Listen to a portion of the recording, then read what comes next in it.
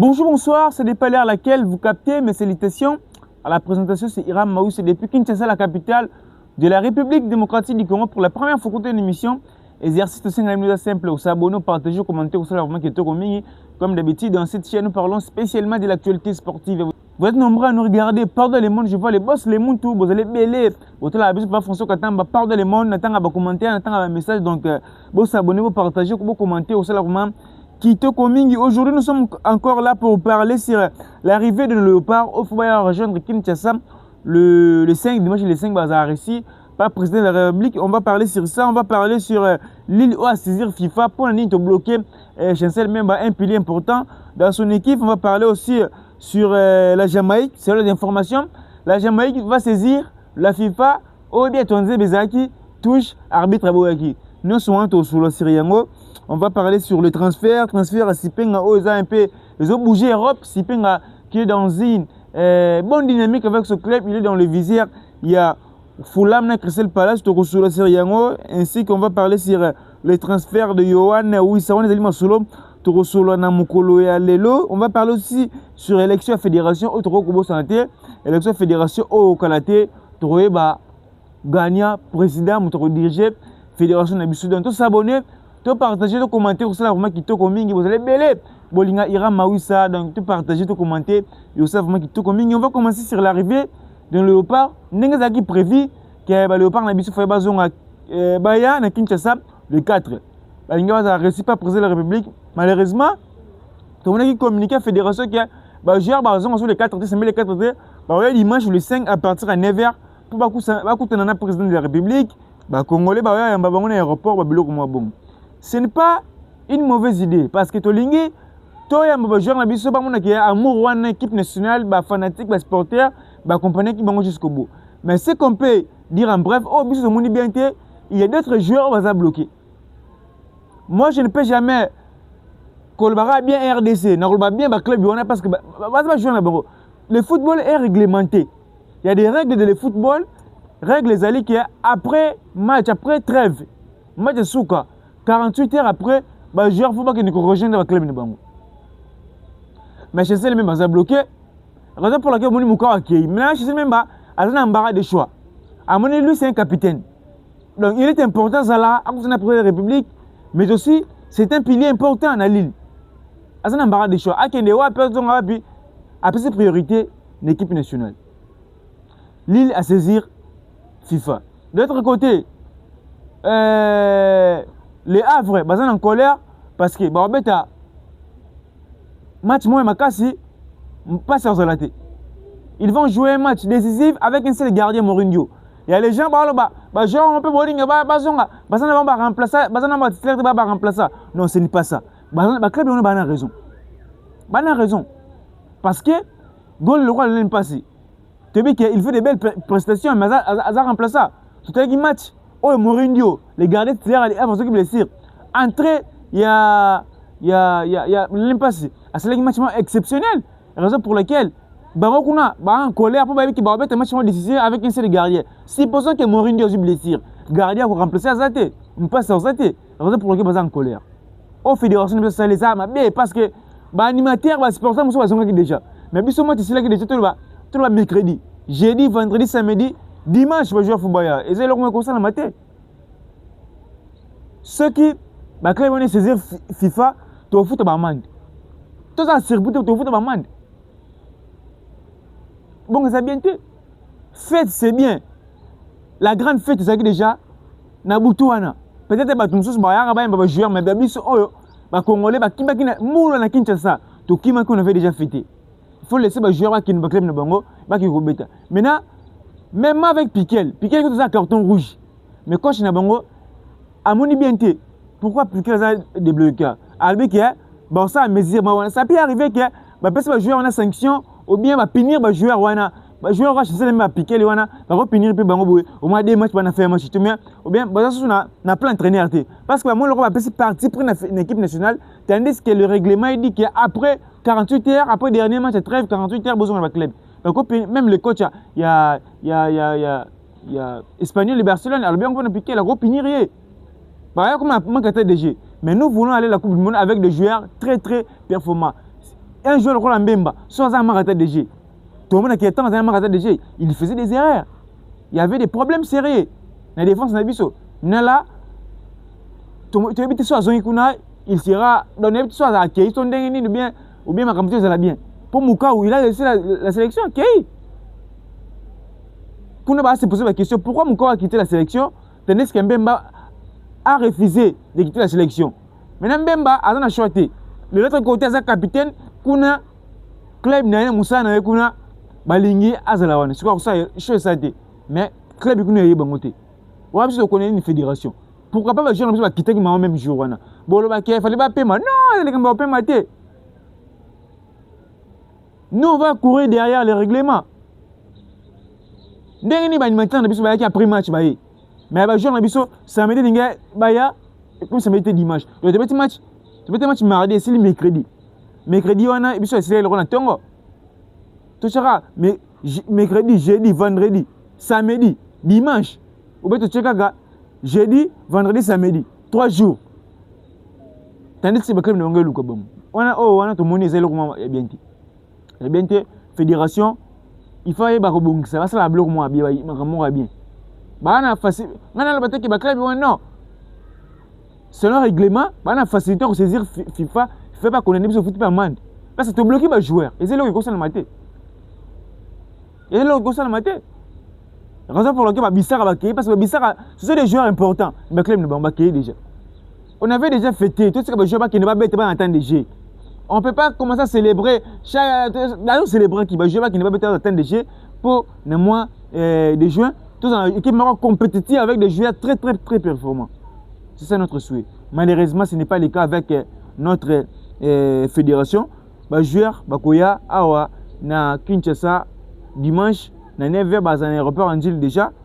Après, dans un palais du peuple. Dans un palais du peuple, selon les informations, le président de la République, lui également, il sera là. Le peuple, il est dans le stade des martyrs. Mais le stade des martyrs, vu que les pelouse, les stade des martyrs qui sont dans le palais du peuple, les Congolais, ils sont belés, ils sont joués pour l'aéroport.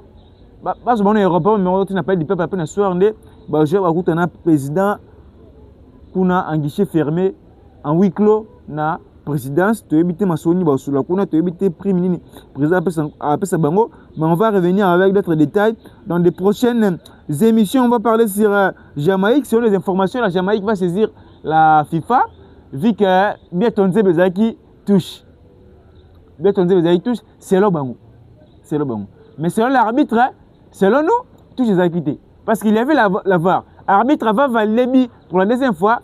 Il attendait la vérification de la VAR. Tant VAR, c'est qui est Ezabi Yandimaki. Mais là, selon la Jamaïque, le président de la fédération de Bango, il faut saisir FIFA. Bon, puis c'est un peu de parce que tout le monde est dans la poule d'équipe et puis la Coupe du Monde et RDC Zana. C'est RDC Zana. Mais, tout le monde peut s'en Congo. Tu es le moment où tu es profiter de l'Obélango. Même si la Jamaïque a saisir bien Balobika, bon, mais tu es le Obélango déjà pour les Congolais, les autorités ne sont pas dans le tout peut arriver dans le football.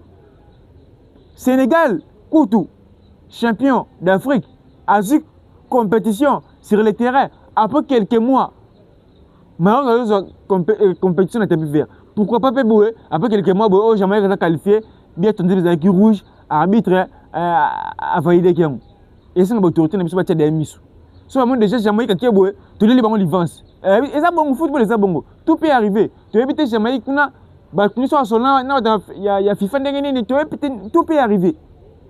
Biso autorité ne peut pas faire la mission. Tout le monde est Jamaïque comme des cobois comme alerte wana, ma wana, je dois faire la mission. Parce que biso tout le monde est bien côté qui, il n'y avait pas touche.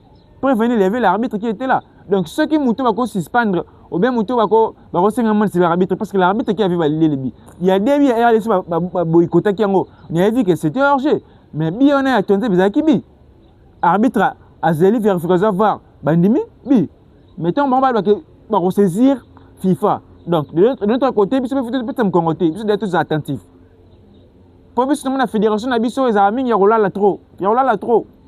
Fédération biso la soutien actuellement c'est la fédération comme ils appellent là, tu auras Connor et zipa le la fédération na biso. Mais une dame là qui est dans le Connor ah nayebi te so abete ta dame to bouscule normalement fédération faut faire responsabilité na ye.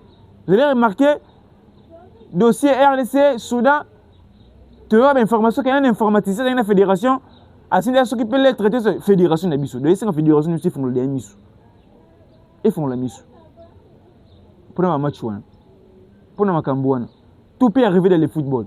Tu as quitté à toi tu l'as moqué oh Maroc a champion d'Afrique. Champion d'Afrique comment?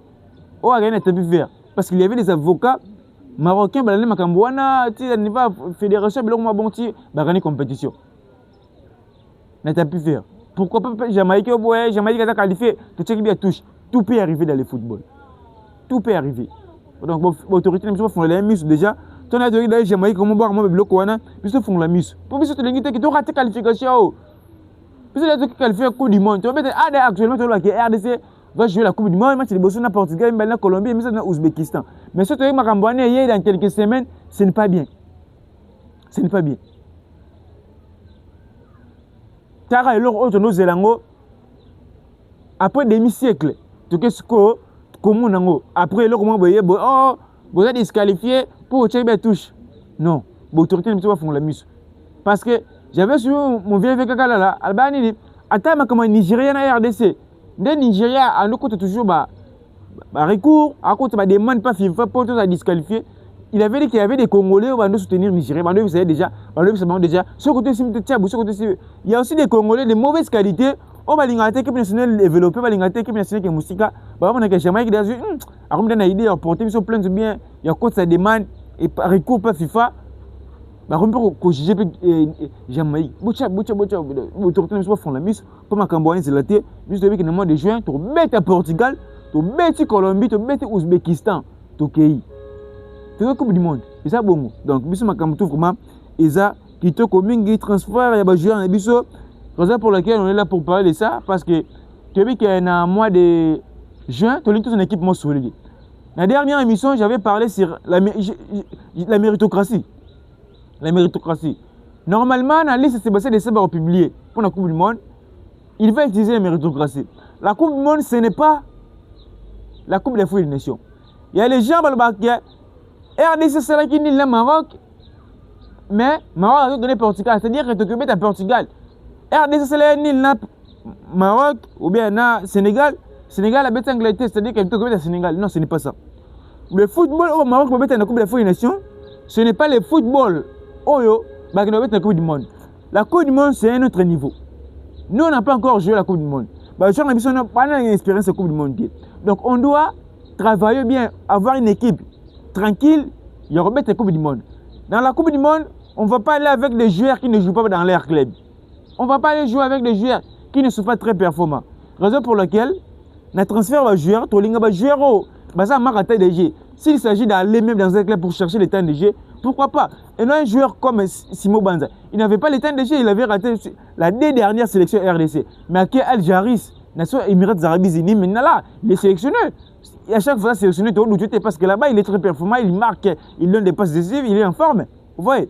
Il y a tout le monde. On a un joueur comme Yohan Wissa. On a vu que Yohan Wissa, sa performance, elle était moyenne contre la Jamaïque. C'est l'une des pires performances de Yohan Wissa depuis qu'on monte la RDC contre Jamaïque. Mais normalement, tu as bêti Jamaïque, c'est une équipe faible. Est-ce que Jamaïque a des latéraux ou des latéraux forts? Parce que Yohan Wissa a gagné des grands latéraux. Mais il n'arrivait pas contre la Jamaïque parce qu'il n'était pas très performant. Mais nous portons à la Coupe du Monde, on va jouer contre le Portugal. Imaginez-vous, une défense